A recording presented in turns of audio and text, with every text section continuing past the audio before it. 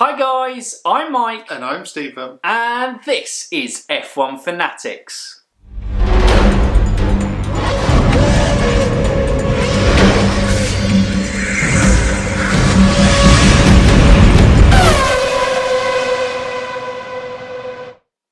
Welcome back to F1 Fantasy Weekly. It is the first F1 Fantasy Weekly review of the season, and because we have these back-to-back races, it's review, preview, back-to-back. So it will be a little bit of a longer episode today, but hopefully, we cover everything fantasy related that you guys want to know. And what a hell of a weekend it was to start off with. What a season opener.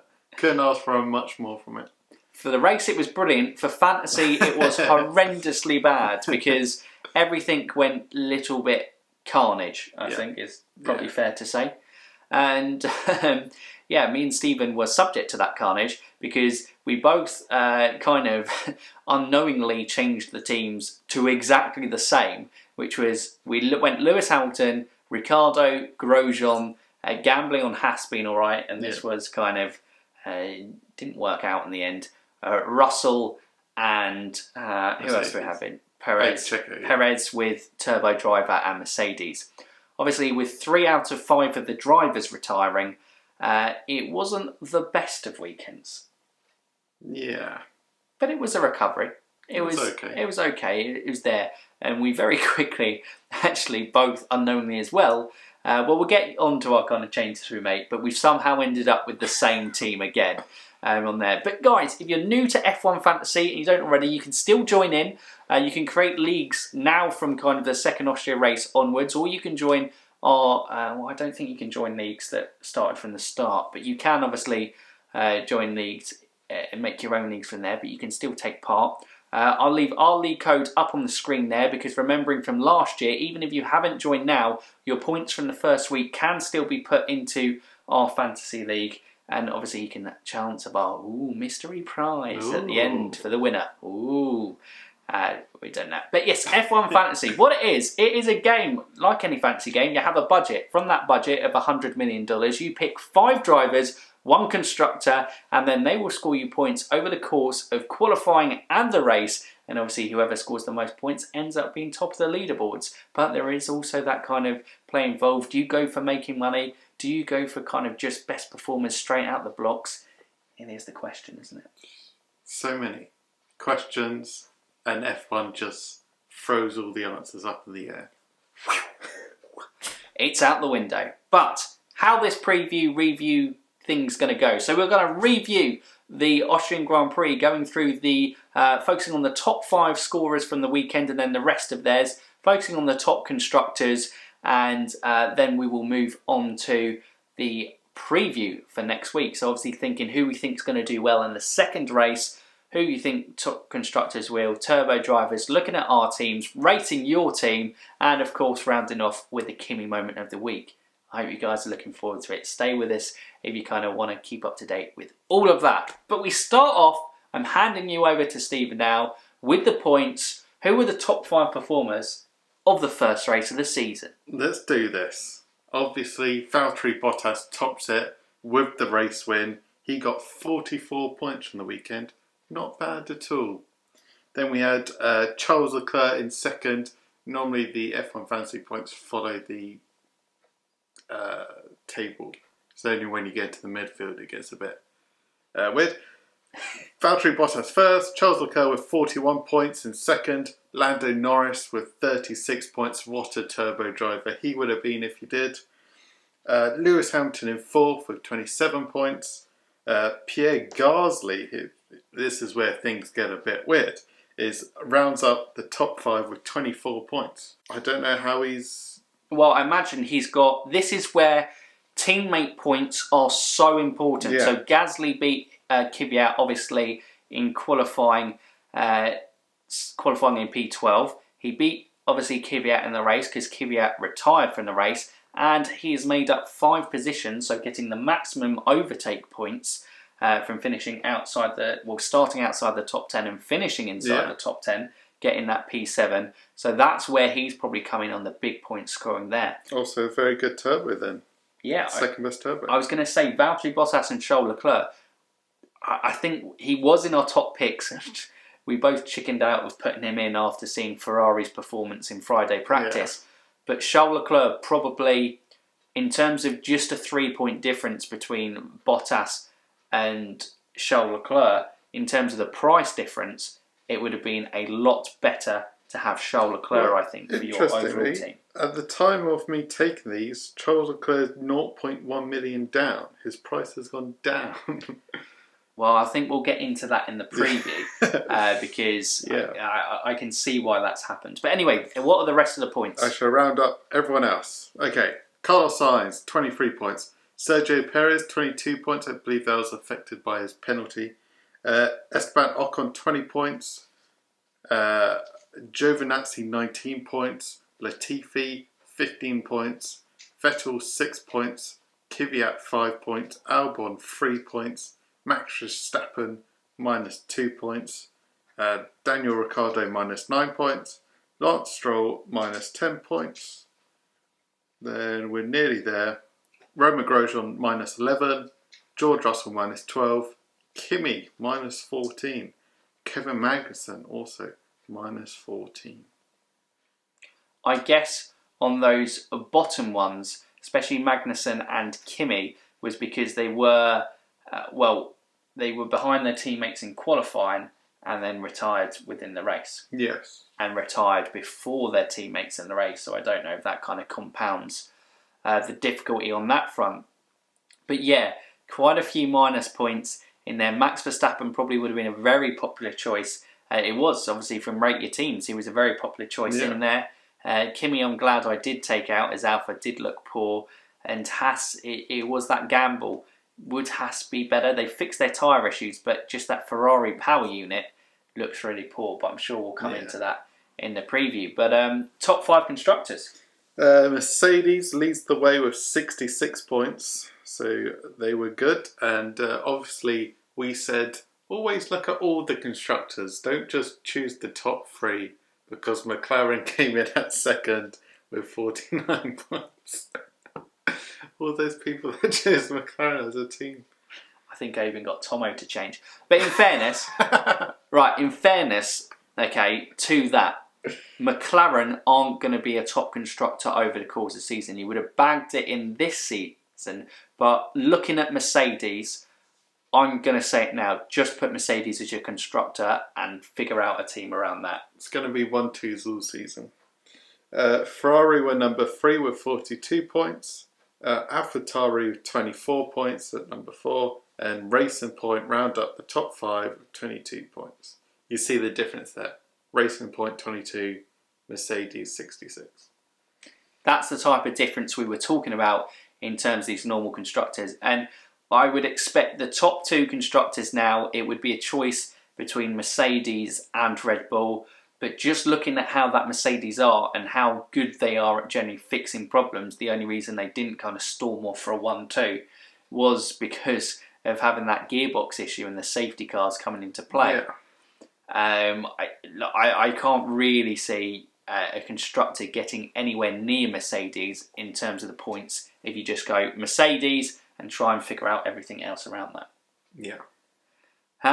Right, but I think that probably rounds up the preview, well, the review in terms of Austrian Grand Prix, in terms of points. It was a hell of a race. It was a hell of a kind of mess up in terms of it. Actually, did we review the league? So to end the review section of it, we are going to give a roundup like we always do with our F1 Fantasy League ourselves. We're going to go through the top 5 because our league is a lot bigger than it was last year. Yeah. Last year, I think there was about 11. We could do the whole lot. But now there's like about, I don't know, last look, about 179, something like that. I'm struggling to find it. There is 161. 161, I've got too greedy. I added an extra few people. But anyway, we're going to go through the top 5 teams in the F1 Fanatics Fantasy League. So Stephen, over to you. So the first one is McLaren and Some Extras by C.LINES. He had he went all in on McLaren and it paid off. Interesting to see he turboed Norris as well. That's incredible. And he did use his Mega Driver with Lewis Hamilton. So that actually isn't a very good Mega Driver use. He now can't use that for the rest of the season, but it certainly was a... He's top, 271 points. It's given him the early lead. Second is Serious Attack by... a OOMEN. There we go. He Mega Drivered. There's a lot of Mega Drivers going on. Charles Leclerc got 123 points by himself, which is more than mine and your teams who got 105. I think that's pretty much it. He had Mercedes as well. Doing great, 258 points, second in the league. Third place is Frank Williams Orchestra, and that is by GUERRERO. Yeah, T.GREVLOS. He again Mega Drivered Valtteri Bottas, 132 points. More than our teams. That was a pretty good Mega Driver, basically, to be fair. Bottas, Mercedes, and Turbo Perez, very good. He had 243 points. Fourth was Nick Ericsson, Team 1. And I'm sorry about the names. TUESTA GUERRERO. Bam. Let's go with that. Mega Driver Charles Leclerc. A Turbo Carlos Sainz. Has Ferrari as his constructor, probably should take those out, but looking great on 241 points. And then to round up the top 5 is Tags Motorsport by C.TAGGART. And he Mega Driver Lewis Hamilton, 81 points. Turboed Lando Norris, so 72 for the Turbo Driver. That is an immense return. Yeah, and yeah. I'm just looking at the team. He's got Perez and Racing Point in there. Probably need to take out Racing Point, but looking great in 5th. Thanks for Taggart for joining in on the live streams as well, on the race live reaction as well. That was great to see you in that. And I think, you know, it's a sign those early guys who were going to show the Mega Drivers were going to shoot to the top of the leads. And also, Yanni was talking about using a wild card, so I think a lot of those kind of wild cards might be used early doors to kind of capitalise on having a good idea of where the teams actually are. Yeah. But that's the review done. Now we're on to Austria Preview 2, or the Styrian GP, I think it's something like that. Something called on that. Completely different. No. We have nothing to base this preview on. No. Anyway, so top picks for Austria Mark II. Mercedes. Yep. Lewis Hamilton and Valtteri Bottas, they're going to be great picks. You've got to look at this. There's only 4 days the teams have to adjust between Austria 1 and Austria 2. Not much is going to change in those 4 days. Maybe reliability issues improve. Obviously, Lewis is confident Mercedes will fix whatever gearbox issues they were having. Yeah, you're going to be looking at Mercedes as your front runners. I wouldn't even touch Red Bull and Ferrari, to be honest. I would just put money into Mercedes. Then that midfield, McLaren's race pace was looking very good. Lando Norris was looking very good. But Racing Point were also up there too, I think that's fair to say. Yeah, I would say if my top driver picks, Bottas, Hamilton, one of the two. I think they're both good. Mercedes, I don't think we even... I'm just going to say it now. Just pick Mercedes as a constructor. I don't think others come into the question, especially not for this race weekend. Verstappen, actually, I think will be a top pick. I think he definitely was the 3rd quickest out there and may have even challenged for a race win if his car didn't give up on him. And I don't think he will have that same reliability issue this weekend. But, you know, if he has a seamless race, he's a great pick. Yeah. Yeah, I think that's fair. And in the midfield, it would just be, for me, Perez and Norris would be the standout ones that you'd think. Perez still, I think he would have been on the podium if they didn't get the strategy call wrong with the tyres and leaving him out when the safety cars came. And that Racing Point overtook the McLarens and it looked quicker. It only looked slower than the Red Bull out there in terms of race pace. In the hands of Sergio Perez, that is. But yeah, Lando looks very good at Austria. And, well, you'll come to see our teams that we've both actually brought him in for this race weekend. Just because I think his price will also go through the roof. Yeah. So as an investment, even if you take a minus 10-point hit this weekend trying to get him in, I think he's a great investment because his price is just going to go through the roof, and you can then use that money to invest somewhere else, I think. Yeah.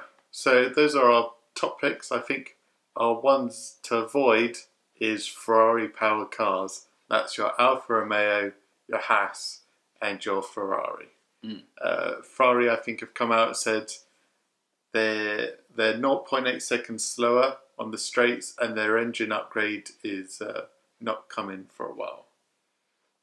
Won't be soon, I think. No, and they said their aerodynamics are meant for Hungary. Could be being brought this weekend. But it's that loss of time on the straights with the... Yeah, they said that could be as much as 0.3 seconds in the corners. Which, look, Austria has some long DRS zones, and if you're losing 0.7 seconds on the straight, you're always going to struggle there. And although Charles was a good pick last weekend, Charles and Sebastian, for the price that they are now, is a lot of gamble. Yeah. Realistically, for what you're going to get return-wise, you'd have to... It seems far too much risk for the money that you're investing in both of them. Yeah, it's a big gamble.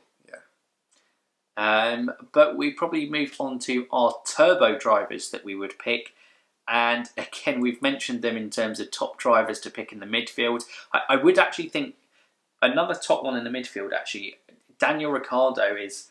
I still think if you hadn't had him and you can pick him up cheaper as his price has dropped, he might be an interesting one to bring in, because I do actually think that Renault had good race pace, but obviously he got mucked up by the yellow flag in qualifying, and he also struggled where he got the retirement in the race, so we never really got to see his true pace. So I think he's not a bad one to bear in mind. But the safe turbos, I would say, is Lando Norris and Sergio Perez. Yep, Lando looks like he's got the pace advantage over Sainz, teammate points, and Perez the same on Stroll, teammate points.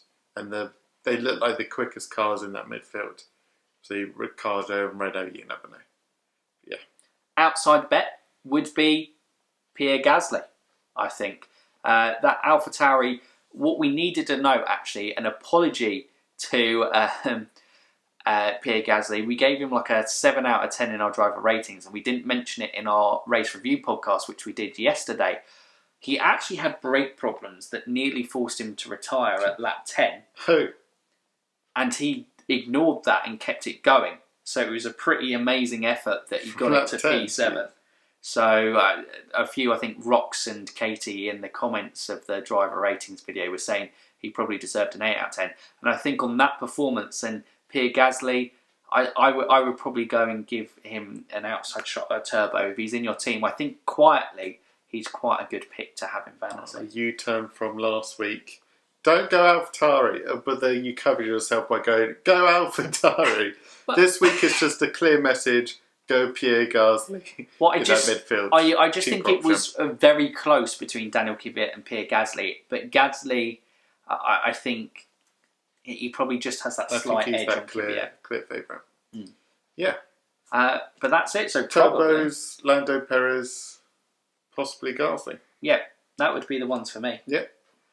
So moving on to our teams. Steve, do you want to do this, seeing as we both have the same team? Yep, so we've gone for Lewis Hamilton, Lando Norris, Checo Perez, Lance Stroll, and George Russell, with the team Mercedes.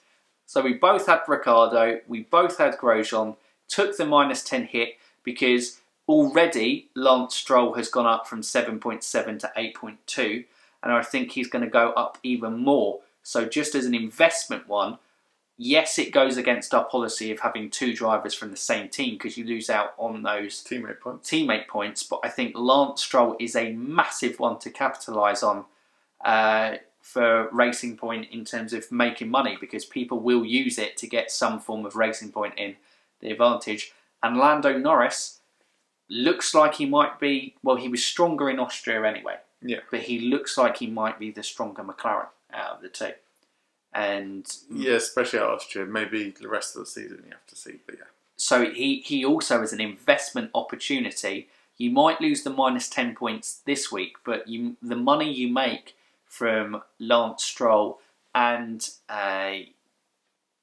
Lando Norris could be enough to, up and give you a better opportunity. And if you don't have George Russell already on his performance, his price dropped, kind of nabbed George Russell now. Yeah. I think. You can see he was miles ahead of Latifi. Latifi may have been playing it safe, but Russell still always had the pace advantage on Latifi, so those teammate points. And he was genuinely competing against the Alphas and the Haas. Yeah. So he is going to be pushing the boundary, and he will get those overtake points and qualifying points as well, I think, definitely. So George Russell is still, as an early shout, a good one, because I think that price will go the other way if he finishes the race. And so, yeah, definitely George Russell is there. But I think that covers our teams. Yeah. Should we have a quick look at the dynamic pricing so far? Yeah, we can. Early movers or changes? Obviously now dynamic pricing, it changes all the time. So by the time you're seeing this video, the prices may have changed more so. So let me just get it up. Bottas has jumped by 0.7 million upwards, which is quite substantial, nearly 1 million. I would, if you don't have Bottas already, I would leave Bottas or don't go for Bottas, because I would say that those guys, they've gone very good early doors. Yeah. They've got him, they'll make money on him, and then they can upgrade to Lewis Hamilton, because I think from Austria onwards, Lewis Hamilton would be the favoured Mercedes. It says Lewis's price has dropped, but it's not telling me how much by. Lando Norris, we mentioned 0.4 million, he's gone up by. Checo's gone up by 0.2, just a little bit. Giovinazzi, after his impressive performance against Kimi Raikkonen, has gone up by 0.1. I think one of the few Ferrari-powered cars to actually go up in price. In fact, I say one of the few. I think he is the only Ferrari-powered car, because Charles Leclerc dropped by 0.1. He is Giovinazzi. Out of those 6 drivers, is the only one to go up in price. Incredible from Gio. But maybe people are backing him to be an easy beat on Kimi. Maybe people are thinking that Kimi's done. Maybe they're backing him for the Ferrari seat after Sebastian Vettel walks out. Could you imagine? Who else is significant? You mentioned Stroll's gone up 0.3. Albon's gone up despite his retirement, 0.3 million. People right at the end. No, not too many changes. Telling me Verstappen's gone down, but not by how much money.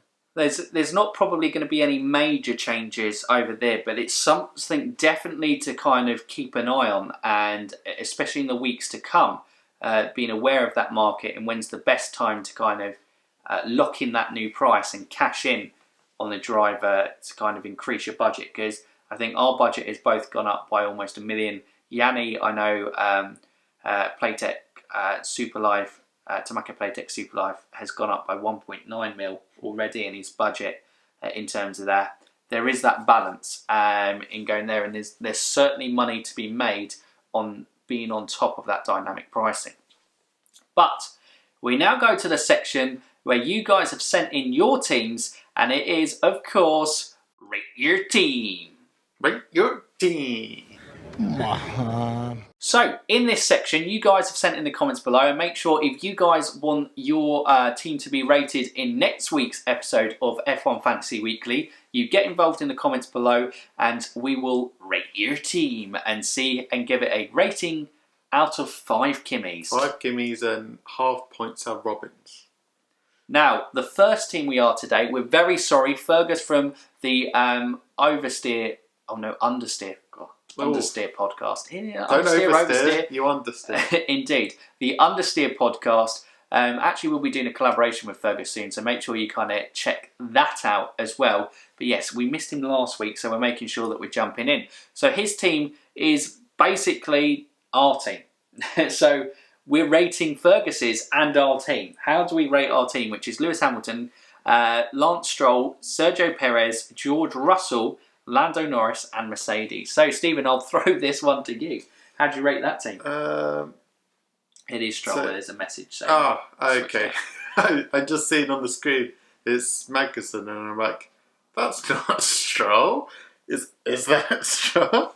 Well, 5 Kimis out of 5, clearly. Naturally, it's the best team in the world. Having the double racing point, I think it's like that investment opportunity with Stroll. It's kind of playing it safe. I think it's solid 4 Kimis, I'd say our team is. I would say our team is a 4 Kimis out of 5 because there's that money element, and having the double racing point means you can't maximise, but having top dog Lewis Hamilton in there does obviously open up a few opportunities. I think if you had Valtteri Bottas, that there was potential that, you know, you could have maybe even got a Pierre Gasly in there with Lando Norris. I don't know in terms of how much the price he's gone up. He hasn't gone up much, has he? He hasn't gone up as much as 3 mil. Who? Bottas. No, 0.8. Okay, so it's 3 million in 2 days. Incredible! Everyone wants Bottas. The market would be terrible if stuff changed that dramatically. It certainly would be. But anyway, that was Fergus's team, a solid 4 Kimis out of 5. We now have Abe 2255. This is my team: Hamilton, Verstappen, Perez, Stroll, Norris, and Racing Point. Oh. You had me until you said the constructors, to be honest. Racing Point, we just saw there was 44 points difference between them and Mercedes. Can you make that up in that driver lineup? Double Racing Point as well. Well, you got triple Racing Point. Well, yeah. Which, well, we saw the guy on top had triple McLaren and it worked out perfectly. But I want to say 3 Kimis out of 5. That was my gut instinct. 3 Kimis out of 5. Drivers are great, could pay off, but I'm not sure entirely whether you can make the points up from... Because Valtteri Bottas got 44 points, didn't he? So even that difference between Racing Point and Mercedes, you can just about make up with one driver, if that makes sense. But yeah... It's a tough one. Having that constructor is such a easy way to lose points overall. Moe or Mo _27. This is my team: Verstappen, Ricciardo, Norris, Perez, Russell, Mercedes. He's done well to kind of get Ricciardo and Norris in there. Because he's got Verstappen instead of a Mercedes driver. Yeah. Gut feeling 4 out of 5 Kimis? Yeah, I think that's a fair shout. I'd say the only thing is not having a Mercedes driver in there, but you've got the all-important constructor in there. So yeah, solid. Max, as you said earlier, one of the contenders. He could have had the race win today. If Mercedes have problems again next week and he doesn't, he could be up there again. Certainly, and I think those 3 midfield drivers, because I think Ricciardo and Renault will do better. Their pace actually looked quite good there within the race. His retirement doesn't really sell the full story. And Norris and Perez, I think they will be within the top 6 definitely again, which means, very strong points returns there, especially for their prices. Ben Ford now says, rate my team. Rate your team. Verstappen, Perez, Norris, Ricciardo, Russell, Mercedes. Well, we've just had that team, so it's a 4 Kimis out of 5. So Ben, well done. Well done, Ben and Mo. You've had the same team, and it's a very strong team, we're thinking from there. 4 out of 5 Kimis again for you there, Ben. Now, Aryan Raj. Verstappen, Gasly, Perez, Raikkonen, Norris, Mercedes. Get rid of Kimi. I'd say if you had anyone other than Kimi, I'd be going... I think those Alphas avoid... both Alphas, Romeos and Tauris? No, the AlphaTauris are fine. You could go Geo, but his price has gone up. And he only got 9. I don't know. What are you feeling? I think it's a 3, just because I think Gasly's a risk, but having a gamble, that's okay. But having a... He's done it again. Well, I don't know. I said he's an outside bet. He is still a risk, though. He's not... The AlphaTauris don't look on pace with even the Renaults. Esteban Ocon didn't have a particularly good race, but I think Ricciardo was definitely quicker than both the AlphaTauris. Yeah. And the Racing Points were, and the McLarens were. Yeah. So that's what I mean, he's a risk. Okay. I don't like the Kimi one. I think he's quite expensive as well, Kimi. So yeah, I think 3 Kimis out of 5. 3 Kimis out of 5 because you had Kimi in your team. Oh dear. Oh, Kimis. Oh, I feel so bad, but it just looks like it's going to be such a terrible season for Alpha.